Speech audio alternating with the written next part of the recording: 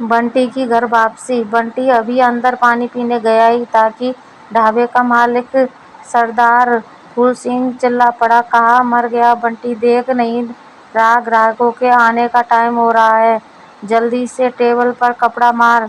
सुबह 5 बजे से बंटी काम कर रहा था, 1 मिनट की भी फुर्सत नहीं मिल रही थी। दोपहर की गर्मी में अभी उसने सारी टेबल साफ की थी, लेकिन तेज हवा से मिट्टी उड़कर बार बार टेबल पर आ रही थी। बंटी जल्दी से पानी पीकर बाहर आया और कपड़ा लेकर जल्दी से टेबल पर साफ करने लगा। आज उसने नाश्ता भी नहीं किया था। नाश्ता उसे तभी मिलता था जब ढाबे पर रात को खाना बच जाता था, लेकिन ग्राहक ज्यादा होने के कारण खाना बचा नहीं। बंटी का भूख के मारे बुरा हाल था, लेकिन फूल सिंह तो जैसे उसकी जान का दुश्मन था। वह जल्दी जल्दी सफाई कर रहा था। तभी सामने के ऑफिस में लंच का समय हो गया। थोड़ी देर में पूरा ढाबा ग्राहकों से भर गया। बंटी और उसके साथ दूसरे नौकर भाग भाग कर ऑर्डर ले रहे थे, सफाई कर रहे थे। इधर सरकार फूल सिंह चिल्ला चिल्ला कर काम करवा रहा था। अपने नौकरों से उसे कोई मतलब नहीं था, उसे बस गले में आ रहे पैसों से मतलब था। बंटी का असली नाम कोई नहीं जानता था, सब उसे छोटू कहकर बुलाते थे। लंच टाइम के बाद भी करीब 4 बजे तक ढाबे पर कोई ना कोई आता रहा। साफ सफाई के बाद फूल सिंह ने देखा कि थोड़ा खाना बचा है, तो वह बोला, चलो तुम लोग भी जल्दी से खाना खा लो, फिर शाम के खाने की तैयारी करो।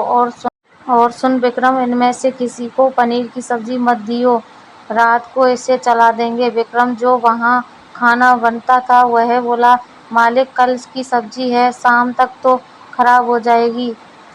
तब फूल सिंह बोला, अच्छा चल दे दे इन्हें थोड़ी सी सब्जी। बंटी और उसके साथ के लड़के एक टेबल पर बैठकर खाना खाने लगे। ढाबे का मालिक अंदर जाकर सो गया। खाना खाने के बाद बंटी बैठकर अपने पिछले दिनों के बारे में सोचने लगा। बंटी एक गांव में रहता था। उसके माता पिता खेत में मजदूरी करते थे। वह दिन भर अपने साथ के बच्चों के साथ खेलता रहता था, ना कोई चिंता ना कोई फिक्र। कम में गुजारा हो जाता था। शहर से उसके पिता का दोस्त गांव गया और बोला, अरे शहर में इतने काम के तो रोज 400 रुपये मिलते हैं, तुम्हारा बेटा भी अच्छे से पढ़ सकेगा, वहाँ बड़े सरकारी स्कूल में मुफ्त में पढ़ाई होती है, इसके जितने बच्चे इंग्लिश में बात करते हैं। बंटी के भविष्य की चिंता उन्हें गांव से शहर ले आई। एक बिल्डिंग में बंटी के माता पिता काम करने लगे। वहीं पास ही में एक छोटी सी झुग्गी में रहने लगे। बंटी से उसके पिता ने कहा, बस बेटा कुछ दिन की बात है, थोड़े पैसे इकट्ठे हो फिर तेरा दाखिला स्कूल में करवा दूंगा। बंटी भी बहुत खुश था। पिता का वह दोस्त रोज घर आ जाता था। शाम को बंटी के पिता उसके साथ जाने लगे। उसने उन्हें शराब पिलाना शुरू कर दिया। कुछ ही दिनों में बंटी के पिता को शराब की ऐसी लत लगी कि उसने काम पर जाना बंद छोड़ दिया। अब वह दिन भर शराब पीकर पड़ा रहता। बंटी की माँ मजदूरी करके लाती, तब कहीं चूल्हा जलता। बंटी की माँ घर में कलेश करती। वह चाहती थी कि सब छोड़कर गांव चलते हैं, बंटी के भविष्य का भी वास्ता देकर शराब छोड़ने के लिए कहती, लेकिन बंटी के पिता पर कोई असर नहीं होता। एक दिन बंटी बाहर खेल रहा था, तभी उसने जोर से चीख सुनी। बंटी जल्दी से भाग कर गया तो देखा बंटी के पिता ने उसकी माँ को बुरी तरह मारा है। माँ बेहोश पड़ी थी। पड़ोसियों की मदद से उसे अस्पताल ले जाया गया, जहां डॉक्टर ने उसे मृत घोषित कर दिया। यह खबर सुनते ही बंटी का बाप भाग गया।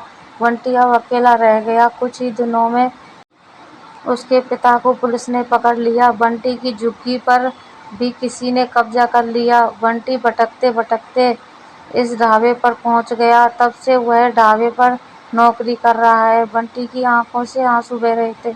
ना वे लोग शहर आते, ना ये सब होता। यही सोचकर बंटी रो रहा था। कुछ ही देर में फूल सिंह आ गया और चिल्लाने लगा। बंटी और उसके साथ के दूसरे नौकर जल्दी से उठकर शाम के खाने की तैयारी में लग गए। इसी तरह समय बीत रहा था। एक दिन फूल सिंह के ढाबे पर कुछ अफसर आए। छोटे बच्चे से काम करवाने के कारण उसे पकड़ ले गए। साथ में बंटी और उसके साथ के 2 नौकरों को भी पकड़ लिया गया। बंटी से थानेदार ने पूछा, लड़के तेरा गांव कहाँ है, तेरे माँ बाप कहाँ हैं? बंटी उन्हें सारी बात बता देता है। यह सुनकर थानेदार किसी से फोन पर बात करता है। फिर बंटी को एक एनजीओ की मदद से अनाथ आश्रम भेज दिया जाता है। बंटी अब अनाथ आश्रम में रहता था। वहाँ भी उसे काम करना पड़ता था। इसके साथ बड़े लड़के उसे मारते भी थे। सब सहकर भी बंटी कुछ नहीं बोलता था, बस उसे समय पर खाना मिल जाता था। एक दिन बंटी के अनाथ आश्रम में एक थानेदार आया। उसने बंटी से बात की। वह बंटी को अपने साथ ले गया। बंटी के पिता की सजा पूरी होने वाली थी। उन्होंने बहुत मेहनत से जेल में काम किया, जिससे उनकी आगे की सजा माफ हो गई। थानेदार को उनसे हमदर्दी हो गई थी। उनके पछतावे को देखते हुए उसने बंटी को ढूंढने का वादा किया। आज बंटी को देखकर उसके पिता उससे लिपटकर बहुत रोए। उन्हें देखकर बंटी भी रोने लगा।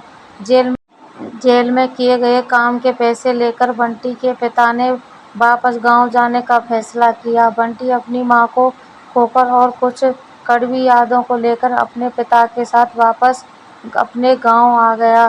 कहानी अच्छी लगे तो चैनल को लाइक कर लें, सब्सक्राइब कर लें। वीडियो अच्छी लगे तो वीडियो को शेयर भी कर दें। धन्यवाद।